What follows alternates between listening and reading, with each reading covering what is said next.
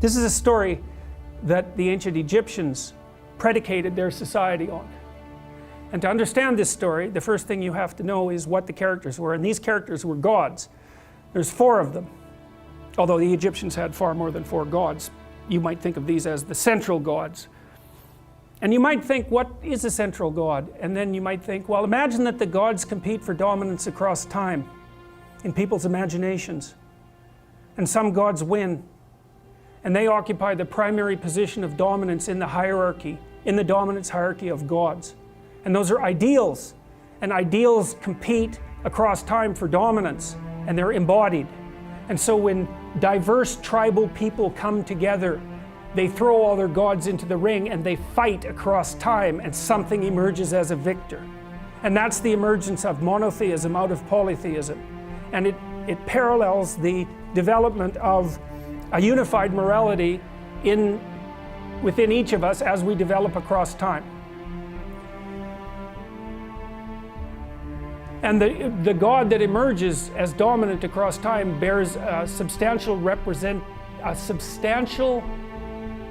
resemblance. Imagine you have a set of gods in this locale that are competing across time, and something emerges as dominant.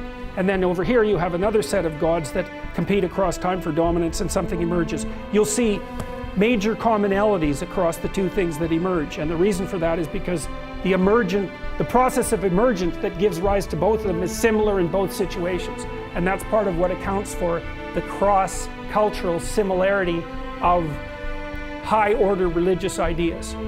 All right, anyways, you need to know the characters. Osiris. Osiris is the old king. He's Dumbledore for all intents and purposes. He's the old king. He's the spirit that established the Egyptian state when he was young. He was a great hero, but now he's old. And he's archaic and he's willfully blind. That's Osiris. He has a brother, Seth. Seth is Set, and Set is Satan, because the word Satan comes from the word Seth and Set via the Coptic Christians. So he's a precursor to the Western idea of Satan. You have Isis. Isis is queen of the underworld, and Isis was the goddess of a religious structure that prevailed across thousands and thousands of years. Isis. And you have Horus. Horus is a falcon, and the Egyptian eye. Everyone knows that eye, right? The eye with the open pupil. That's Horus. And Horus is a falcon because falcons can see way better. They can see better than us. They can see better than anything else except for perhaps eagles. And they fly above everything. Zazu in Lion King is Horus, right? And Mufasa is Osiris, and Scar is Seth. And there's no specific representation of Isis, but the closest there is in that story is probably the queen of the hyenas that's played by, yes, Whoopi Goldberg. That's right, because she's like the queen of the underworld, right? She's the queen of the hyenas that live out among the dead. But okay, anyways, Seth, Osiris, Seth, Isis, and Horus. Here's how the story goes. Osiris is a great king. He established the Egyptian state. You could think about him as the embodiment of Egyptian custom and tradition. You could think about him as the thing that the pyramid represents. All right? But he was great when he was young, but he's not young anymore. He's old, and he's willfully blind. And what that means is that he doesn't see what he could see. He refuses to see what he could see. Why is Osiris old and willfully blind? Because that's what culture is. It's a paternal spirit that's old and willfully blind, and it's always that way, always that way. And the reason for that is because it's a construction of the dead. The dead aren't alive. They can't, so they're out of date, and they can't update themselves anymore. And you inhabit their corpse, and that's actually what happens in an earlier story that I'll tell you next week. The early Mesopotamian gods inhabited the corpse of their father, roughly speaking. Anyway, so Osiris was great and when he was young, but he isn't young anymore. He's old and he's willfully blind. He won't look where he knows he should look. He doesn't have the energy, or maybe he doesn't have the spirit. His brother Seth is not a good guy. And Osiris knows it, but he underestimates his malevolence and power. And so Seth wants to rule the kingdom. So what does that mean? It's easy. Every stable society is threatened by willful blindness and malevolence. Always. Every bureaucracy has that proclivity to stagnate and to become blind.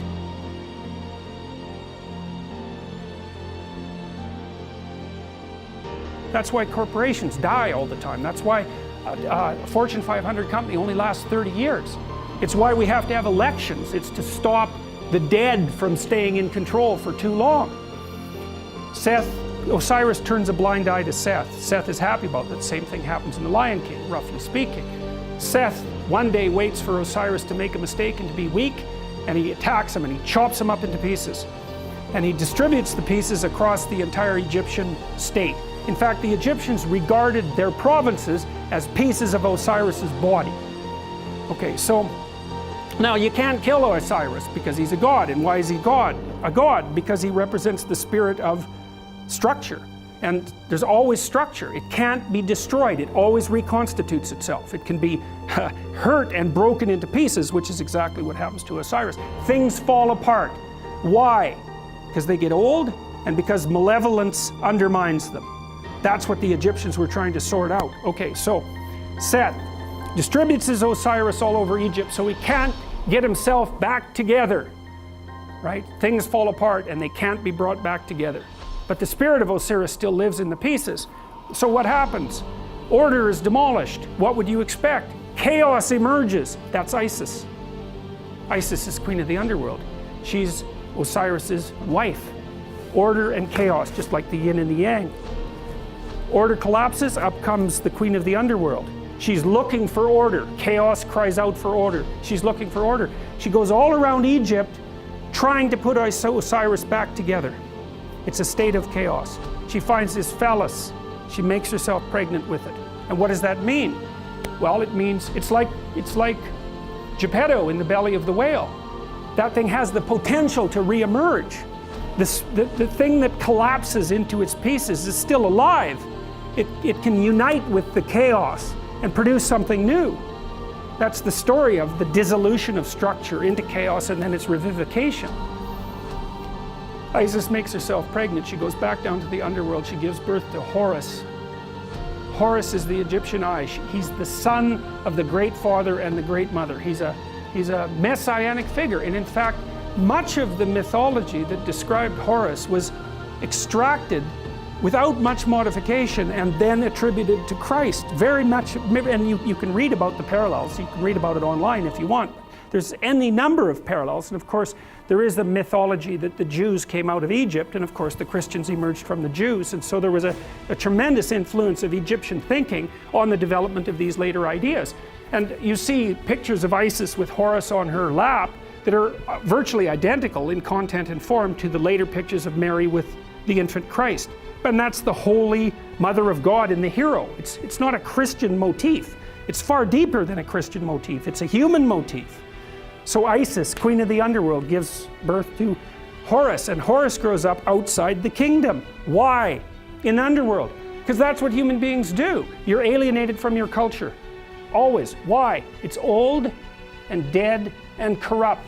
And so that leaves you growing up in chaos, what would you call, alienated from your fundamental culture.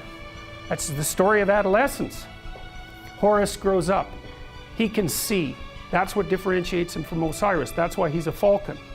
He goes and has a fight with Seth. And now the difference between Osiris and Horus is that Horus does not underestimate Seth. He knows exactly what he's up against. He goes and has a terrible battle with him, trying to get his kingdom back. Something else that's echoed in the Lion King story.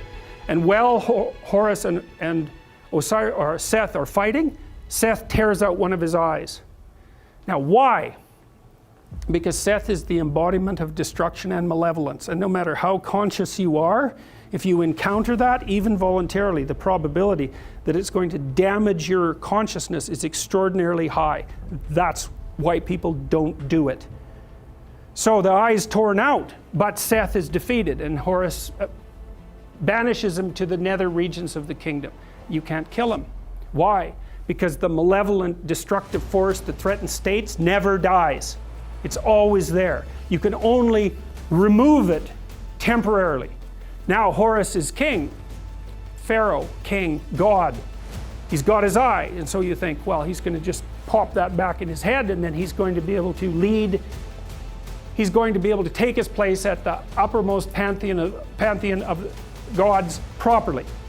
But that isn't what he does. He takes his eye and he goes back to the underworld, just like Pinocchio going into the depths to rescue Geppetto. And down there is the spirit of Osiris, who's extant as a kind of half-dead ghost.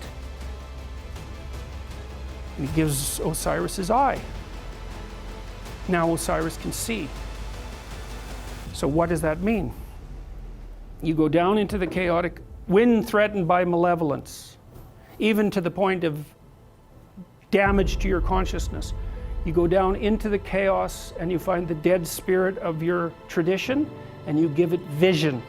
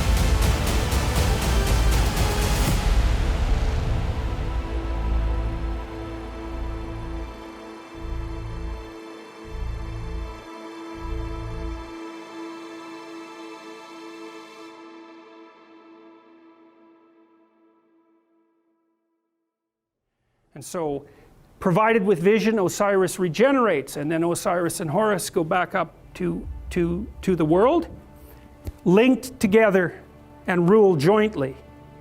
And the Egyptians believed that the Pharaoh, who had an immortal spirit, was the embodiment of the conjunction of Horus and Osiris.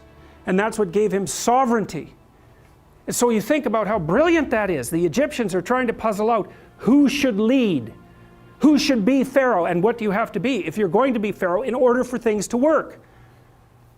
You have to be awake to malevolence and chaos, and you have to embody your tradition.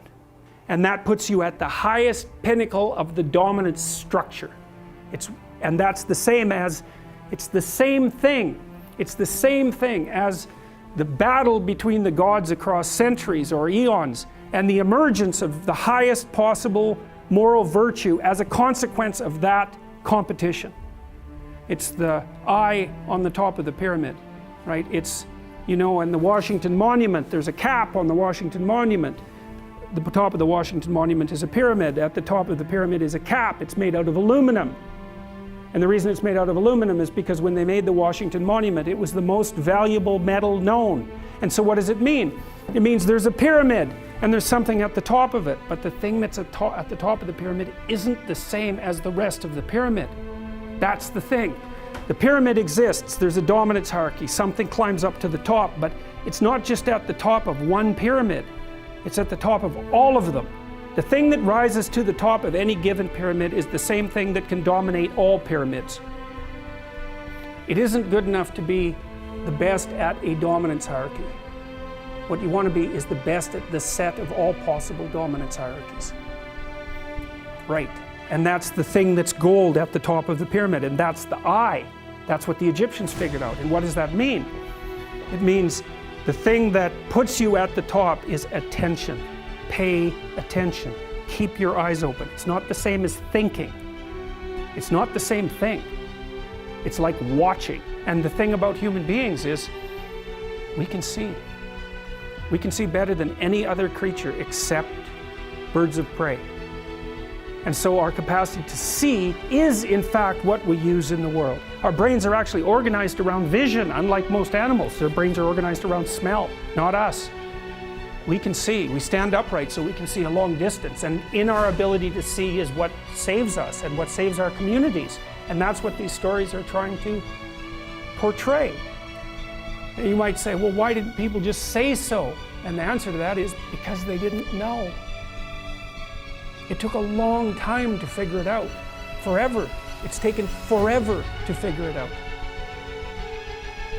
It's part of what I hoped when I wrote this book, and part of the reason that I'm teaching it is because it seems to me that it would be useful for everyone to actually understand this. Instead of just having it told as a story, it's like, that's great, man. Yes, you need the story. But why not also just understand it? So that's what we're trying to do. We're trying to understand this.